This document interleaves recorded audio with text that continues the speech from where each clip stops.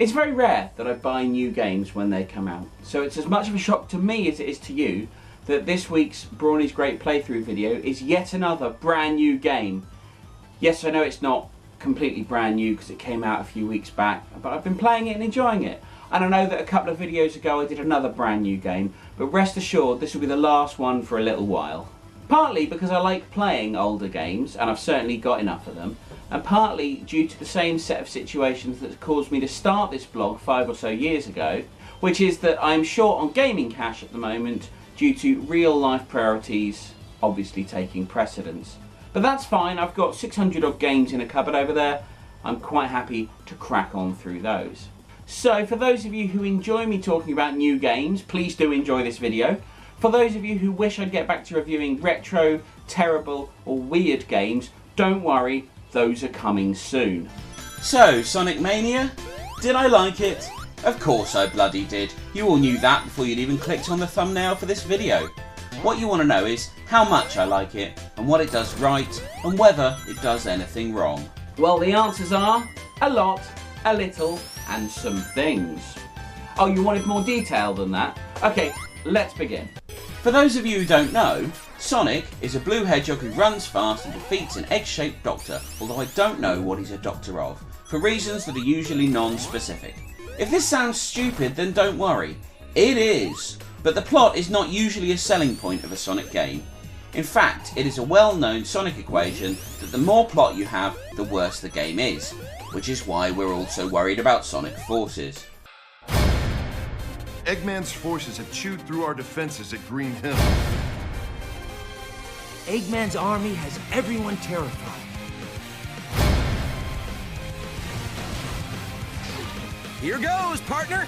So Sonic Mania's generic plot, which involves Robotnik and some new robot henchmen stealing an all-powerful gem, is a blessing in disguise. I don't want plot in a Sonic game. I don't want to think about what's going on. I just want to run fast and collect rings. And Sonic Mania gives me the chance to do this in spades. The first thing I want to point out is that the game has the feel of the classic Sonic games, a feel that Sonic the Hedgehog 4 infamously tried to recreate and failed, and therefore the movement feels right, the jump arcs are perfect, and at no point did it feel wrong or off-centre. So that's the first big plus as far as I'm concerned. The next big positive is the level design. This is one of the cleverest sequel/reboots of a video game that I've ever seen. What they've brilliantly done is mix up the levels, with some zones being taken from older Sonic games, Green Hill Zone, Oil Ocean Zone from Sonic 1, Chemical Plant Zone from Sonic 2, etc., and create some brand new ones along with it. The first thing to point out is the brand new ones don't feel out of place. In fact, when I came across one from Sonic CD, the classic Sonic game that I've played the least, I didn't even realise it wasn't a new one for a little while. Some of the new zones introduce brand new mechanics and environmental obstacles, but none of them feel awkward or forced in the way Sonic games are famous for. There are no aliens, there are no werehogs, and there are no weird human hedgehog love interests. And we're all grateful for that. The other great thing about revisiting the existing zones is that they're not direct ports of the original levels. They pretty much all start off that way and then diverge to create new remixed versions of those old levels. And I don't know about you, but that's pretty much exactly what I wanted from a new 2D Sonic game. There are loads of other good points about this game. The graphics are beautiful and perfectly designed, the music is flat out brilliant, and the special stages are different enough to be new while still incredibly fun, and the Blue Spheres music will get stuck in your head for a long time to come. But the most impressive thing about Sonic Mania for me is the bosses. We all know that old Sonic games had very basic bosses. They were fun, they were nothing special. And this is the one area, above all others, that Sonic Mania excels in. By having the great idea of a boss at the end of each act, it means they have lots of chances to give you more traditional Sonic bosses, as well as mixing it up. At the end of one zone, for example, you end up battling a boss in a game of Dr. Robotnik's Mean Bean Machine, and in another, you're flying around in a little ship trying to suck Robotnik up from out of the water.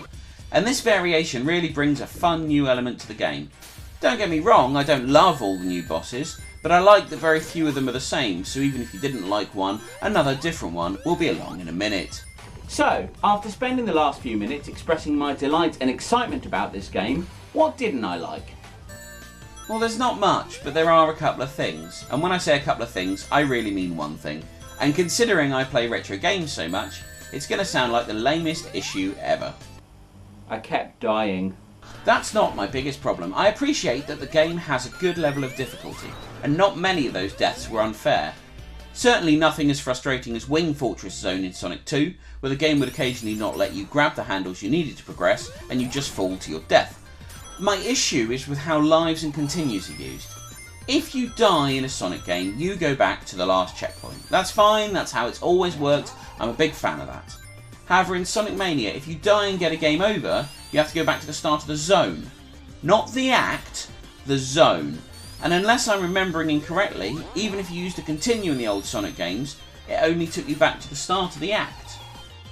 If I'm wrong, I'm sure someone will tell me. But even disregarding that, there are, or it feels like there are at any rate, much fewer lives available in Sonic Mania.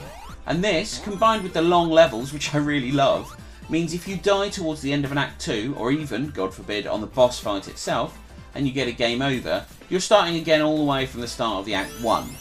And this genuinely annoyed me a couple of times while playing. And I know, the simple answer is, get better at playing Sonic games, you idiot. And I take that feedback on board, I genuinely do.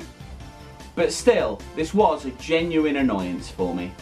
My only other gripe was that I found a couple of the boss fights were not hugely instinctive, and I lost quite a lot of time trying to figure out how to defeat them.